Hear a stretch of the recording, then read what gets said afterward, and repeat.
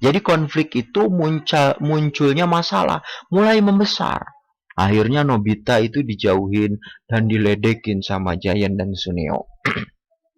Akhirnya dia itu pulang minta bantuan ke Doraemon. Nah, berarti itu puncaknya masalah. Yang terakhir apa? Penyelesaiannya. Menemukan penyelesaian dari konflik yang ada. Akhirnya Nobita diberi alat oleh Doraemon untuk membantu permasalahan. Itu yang disebut dengan penyelesaian. Paham ya teman-teman? Nah, jadi strukturnya apa saja? Yang pertama ada judul, yang kedua ada perkenalan, yang ketiga ada konflik, yang keempat ada klimaks, yang kelima ada penyelesaian. Tolong diingat dengan baik-baik teman-teman. Siapa tahu nanti ujian muncul. Paham ya? Oke, baik kita lanjutkan. Nah, ini ada unsur intrinsik.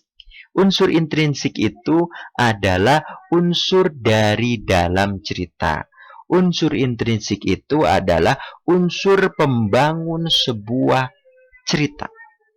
Jadi ada unsurnya untuk membuat cerita tersebut. Contoh gini, kalau unsur dari dalam, jadi unsur intrinsik itu unsur dari dalam. Contoh, teman-teman kalau ingin membuat telur goreng isi apa misalnya, isi ya telur goreng saja. Berarti kan bahannya untuk membuat telur goreng itu harus ada telur, ya kan? Jelas, itu unsur intrinsik berarti. Atau enggak teman-teman mau buat gorengan bakwan. Bakwan di situ kan apa unsur intrinsik, apa unsur dari dalamnya? Apa ada pakai kol, ada pakai wortel, pakai sayuran ini itu dan sebagainya. Nah, itu adalah unsur intrinsik. Kemudian dicampur, kemudian jadi bakwan. Nah, paham ya? Kalau itu di dalam kehidupan sehari-hari. Nah, kalau di dalam cerpen, kalau di dalam cerita fantasi, cerita itu ada juga ramuannya, ada juga sebuah bahan-bahannya. Apa bahannya? Yang pertama adalah untuk membuat sebuah cerita, yang pertama ada tema. Tema itu apa? Pokok persoalan dari cerita. Artinya apa yang teman-teman akan ceritakan di dalam cerita tersebut. Nah, gitu ya, paham ya teman-teman? Oke, berikutnya ada alur. Alur itu apa? Rangkaian cerita yang dibentuk oleh tahap-tahap peristiwa sehingga menjadi suatu cerita. Artinya jalan cerita. Jalannya gimana ceritanya? Nah, alurnya gimana? Jalannya gimana? Nah, itu kira-kira teman-teman ya. Nah, alur cerita itu biasanya ada 3 teman-teman. Tolong ditulis, diingat ya. Satu ada alur maju. Gimana alur maju itu? Misal teman-teman ada cerita, ada film, misalnya, dia selalu maju ke depan. Nah, selalu maju ke depan itu misalnya, dia nggak pernah mengingat masa lalu dia. Masa lalu dia seperti apa, dan nggak pernah diingat. Dia terus fokus untuk mencapai ketujuan hidup dia.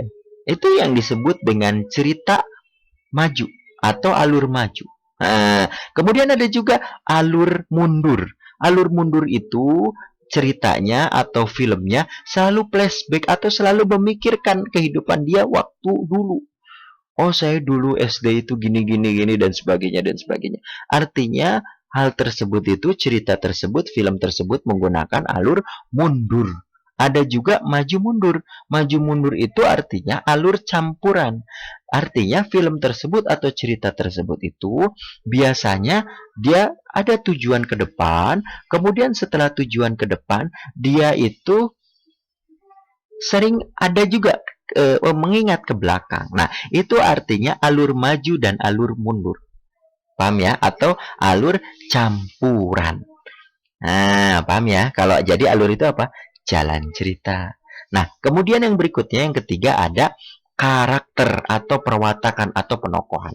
Apa sih penokohan karakter itu? Sifat tokoh, perilaku tokoh dalam cerita.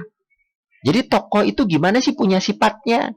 Nggak mungkin kan saat di dalam cerita, di dalam film, itu misalnya tokohnya baik semua, jahat semua. Kan nggak mungkin.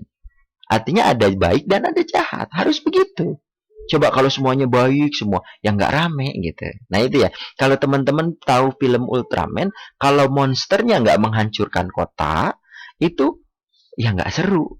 Bisa Ultraman sama monster bisa ngopi bareng. Nah, itu di dalam film, ingat. Makanya tokoh tersebut itu atau penokohan, mohon maaf penokohan, sifat di dalam cerita itu biasanya ada 3. Ada apa?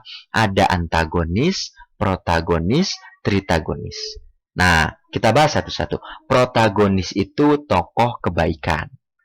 Antagonis tokoh kejahatan. Tritagonis tokoh pembantu, baik itu membantu yang baik, baik itu membantu yang jahat. Itu yang disebut dengan tritagonis. Paham ya? Nah, semua di dalam sebuah cerita itu harus ada tiga-tiganya. Kalau nggak ada ya nggak seru. Tadi kalau tokohnya baik semua, protagonis semua, itu nggak seru. Atau antagonis semua, jahat semua, itu nggak seru juga. Nah, itu kira teman-teman ya. Berikutnya terakhir ada latar. Latar itu apa? Latar itu adalah tempat kejadian sebuah cerita. Latar di sini, jadi tempat misalnya di kamar, di dapur, di sekolah, di rumah, di lapangan. Nah, itu yang disebut dengan latar. Latar di sini ada beberapa, ada 3. Ada latar tempat, berarti menunjukkan tempat. Ada latar waktu, berarti kapan, jam berapa. Suasana berarti keadaan. Nah, keadaannya seperti apa? Nah, jadi itu teman-teman ya. Artinya latar tersebut itu ada 3. Ada latar tempat, waktu, dan suasana. Paham ya teman-teman ya? Dari ketiga latar tersebut. Jadi apa saja unsur intrinsik? Pertama tema, kedua alur, ketiga karakter atau sifat tokoh, keempat adalah latar. Paham ya teman-teman ya? Unsur intrinsik. Baik, berikutnya. Terakhir ya, slide terakhir. Coba teman-teman dilihat. Nah, bagaimana cara kita menulis sebuah cerita fantasi. Nah, teman-teman tolong dibuka halaman 34. Nah, tolong teman-teman dibuka halaman 34. Di halaman 34 itu, teman-teman diajarkan bagaimana cara menulis sebuah teks fantasi. Teks cerita fantasi itu gimana? Nah, gitu teman-teman. Nah, pertama, kalau ingin menulis sebuah teks fantasi, teman-teman pertama harus tahu dulu di mana tempat kejadian. Nah, harus tahu. Makanya tadi di sebuah desa hiduplah. Nah, berarti tempatnya di mana?